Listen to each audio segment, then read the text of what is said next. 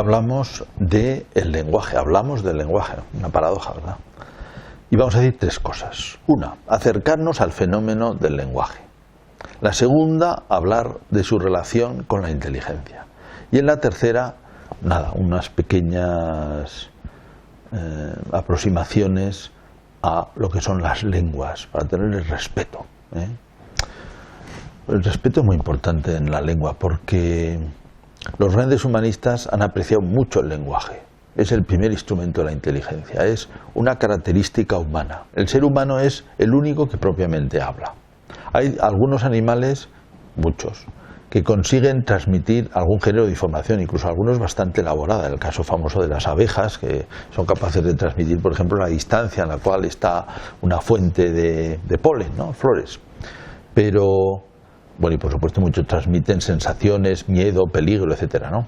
O también se llaman para el apareamiento sexual, etcétera. Muy bien, hay comunicación. Pero claro, el único que se comunica con un medio tan especial es el ser humano. Y ese medio tiene de especial que en parte, podríamos decir, tiene una cierta base natural, se apoya en cosas naturales, y en parte es cultural. Esto es una paradoja tremenda. Por una parte parece que estamos predispuestos para el lenguaje. Y por otra parte, las lenguas no son productos naturales. Y el ser humano aislado no habla ninguna lengua. Las lenguas se transmiten culturalmente, socialmente, por contacto humano. Y crecen y se desarrollan y cambian en la historia como efecto cultural. Un fenómeno interesantísimo. Pero claro, eso le da al lenguaje un estatuto muy particular. Tenemos gran facilidad. O sea, uno de los milagros, se podría llamar así, uno de los milagros naturales es como un niño de 2 años aprende a hablar. Una cosa asombrosa. Cualquiera que haya intentado aprender un idioma cuando es mayor se da cuenta de las dificultades que tiene y sabe que muchas veces hay que seguir unos cursos de gramática, unos vocabularios, o sea que tiene que hacer un esfuerzo consciente importante. Y además más o menos regulado. Es decir, la lección, los verbos, Bueno, el niño aprende todo eso en una edad en que parece incapaz de aprender nada, lo aprende espontáneamente. Y de una manera además absolutamente irregular. Quiero decir, irregular, que no hay ninguna intención de transmitirle primero los verbos, después los adjetivos, sino que oye hablar y aprende a hablar. Con una facilidad que nunca más se va a tener. Y esto es absolutamente asombroso. Y que nos habla de la cercanía del lenguaje a nuestra capacidad intelectual. Como estamos pues muy dotados para hablar. Además de esto, el habla hay que saber que interesa a áreas enormes del cerebro, que afectan tanto a toda la parte motriz, de cómo hablamos, a toda la parte auditiva, a toda la parte de interpretación, con una complejidad extraordinaria, ¿no? Extraordinaria. Todo esto es un campo impresionante, ¿no? Impresionante, un universo. En el cerebro el lenguaje es un universo. No del todo conocido, como es lógico, pero ya solo con lo que conocemos, un auténtico universo. Porque además está muy relacionado con lo que es la inteligencia, que vamos a ver a continuación. Pero interesa ahora también destacar que al hablar, manejamos un conjunto de órganos que no son específicos, porque quitando quizá las cuerdas vocales, lo demás, el paladar, la lengua, la laringe. Bueno, pues la laringe es un tubo para respirar, la lengua tiene que ver también, ahí están las papilas gustativas, el paladar pues también forma parte de nuestro sistema de metabolismo, de alimentación. Bueno, pero al mismo tiempo es usado con una precisión increíble para producir sonidos. Pero absolutamente increíble porque, bueno, no hay más que ver cómo apreciamos ligerísimos cambios de acento en unas personas, y eso se hace pues con cambios ligerísimos en cómo se expulsa el aire y en cómo se modula. Es así, es asombroso, y esto se hace pues, sin ningún esfuerzo aparente, ¿no? Sin ningún esfuerzo llegamos a manejar perfectamente. Esto habla también de qué capacidad de adaptación tenemos al lenguaje, enorme. Pero digo, el lenguaje tiene muchos aspectos realmente asombrosos, son asombrosos. Bien, primer campo, ya conviene que tengamos respeto al tema por lo asombroso que es, ¿no? En segundo lugar decíamos, el lenguaje y la inteligencia.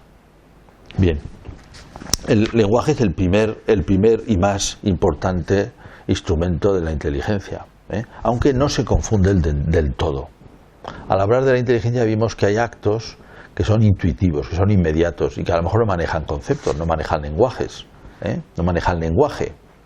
Muchos momentos, por ejemplo, de síntesis, al final quizás se expresan, pero de elaboración no son propiamente actos lingüísticos, no se pueden reducir a actos lingüísticos. La capacidad de percibir una armonía entre unas cosas y otras o una relación, en un primer momento no es lingüístico, aunque quizá luego se pueda expresar. Bien, sin embargo, conviene tener presente que el que veíamos segundo acto clásico de la inteligencia, que es el juicio, o sea, la confección de proposiciones, que es percibir la relación entre conceptos o aplicar un concepto a un sujeto, decir, esto es un perro, esto es una mesa, esto es un acto lingüístico. Y decíamos que ahí es donde propiamente se da la verdad. O sea, hemos dicho antes, siguiendo orientaciones de Aristóteles, que el conocimiento se basa en proposiciones verdaderas, proposiciones afirmativas o negativas verdaderas, bien construidas y, digamos, apoyadas. Pues claro, el momento de la verdad es cuando uno expresa lo que quizá ha percibido y a lo mejor tiene de una manera más o menos confusa, y de hecho es una experiencia común, muy comentada por lingüistas y por poetas también, me acuerdo en este momento, como hay un momento en el cual al expresar adquieren las cosas una precisión que antes en la mente no la tenían. De manera que tanto el análisis, ese momento del análisis que lleva a establecer un juicio, es decir, a hacer una proposición, eso se hace manejando palabras. Claro, basta esto para darse cuenta la diferencia que hay entre una persona que maneja 300 palabras y una persona que maneja 3000 para pensar, completamente distinto. Ven un mundo distinto, analizan de una manera distinta, con una precisión totalmente distinta. Claro, una inteligencia culta que maneja palabras, también imágenes, también tienen su importancia, también esquemas, pues claro, es completamente distinta. De manera que la inteligencia se apoya muchísimo en el lenguaje. Y la actividad intelectual es en gran parte expresar bien. Y para eso hay que trabajar con palabras. Claro, con palabras que debemos conocer bien, con precisión. Ahí salen como dos características del vocabulario. Una, la precisión, que quiere decir manejar las palabras bien, con el sentido que tienen. Conocerlas bien. Y la otra es la riqueza de vocabulario. La riqueza de vocabulario permite expresarse con matices y también analizar con matices la realidad, por tanto sacarle mucho más partido, con mucha más precisión. Bien, muy interesante. Y una palabra sobre las lenguas también. Hemos hablado del lenguaje como función asombrosa, con su cercanía a nuestra naturaleza, estamos dotados para eso, y al mismo tiempo las lenguas son culturales, esa asombrosa paradoja. Hemos hablado en segundo lugar de la relación de la inteligencia con el lenguaje. La inteligencia maneja palabras y se aclara con palabras, y el momento de la verdad es con palabras, con juicios, ¿no? Y ahora, un tercer momento, hablamos de lo que son las lenguas, unas pinceladas. Las lenguas, decimos, no son naturales, son formidables creaciones humanas, culturales, con un origen en realidad misterioso, porque se nos pierde en la historia. En realidad la historia, se podría decir la historia escrita en gran parte, ¿no? La que hemos conservado, la que se ha puesto en palabras, la que no se ha puesto en palabras no sabemos nada de ella. Y yendo hacia atrás, con los conocimientos que tenemos también arqueológicos, no hay manera de llegar, digamos, con una primera lengua. Se supone que existió, pero no tenemos indicios de ella. Sí que tenemos unos indicios más o menos sólidos sobre las historias de las lenguas, las familias de lenguas. Incluso hay comparaciones interesantes entre, diríamos, la expansión humana con las distintas momentos de expansión históricos, desde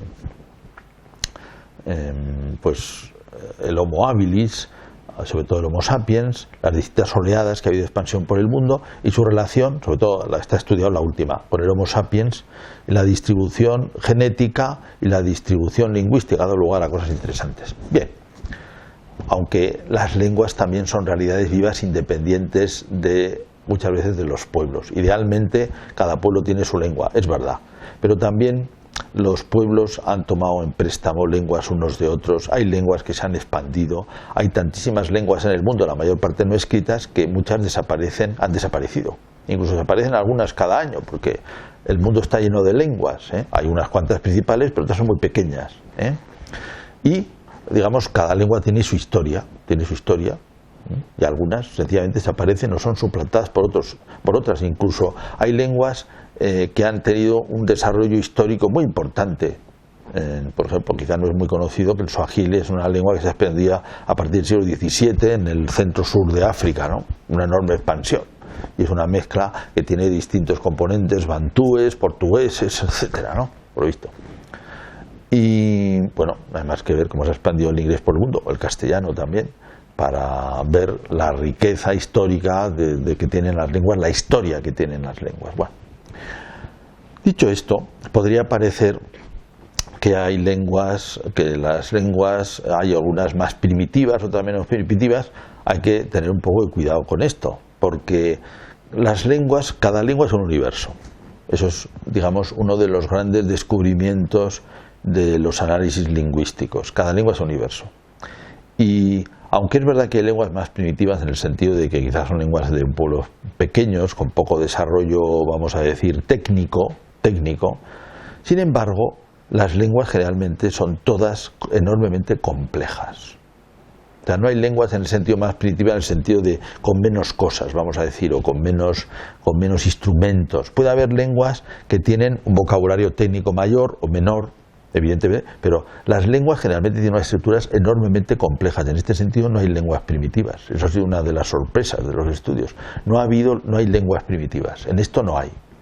Pueden ser primitivas, como digo, en que no tienen conocimientos técnicos, no tienen vocabulario, pero a lo mejor tienen un vocabulario de cientos de palabras para distinguir los distintos tipos de hierbas. Aparte que pueden tener una estructura de prefijos, de sufijos, de verbos, de tiempos verbales impresionante. Y hay lenguas que parecen primitivas y que pueden tener modos, lo que nosotros llamamos la activa pasiva, pues a lo mejor tienen, en lugar de activa pasiva, tienen 5 o 6 modos distintos, gramaticales, de los verbos. O sea, esto es una sorpresa con la cual los lingüistas se han tropezado constantemente. De manera que también, en este sentido, nos lleva a tener un gran respeto por las lenguas, por este misterio tan formidable de las lenguas, y también tener un poquito de cuidado en este uso de lo que es primitivo o no es primitivo. Puede ser primitiva la técnica, pero las lenguas no son primitivas. Las lenguas son cada una formidable creación cultural, porque no es espontánea. Es decir, no viene con la biología. Y si a un niño no se le habla, no aprende a hablar. Y cada niño aprende a hablar la lengua en la que se le habla. No hay una lengua biológica. Queda un poco la duda, un famoso debate de Chomsky con otros sobre si poseemos innatamente las estructuras lingüísticas o no.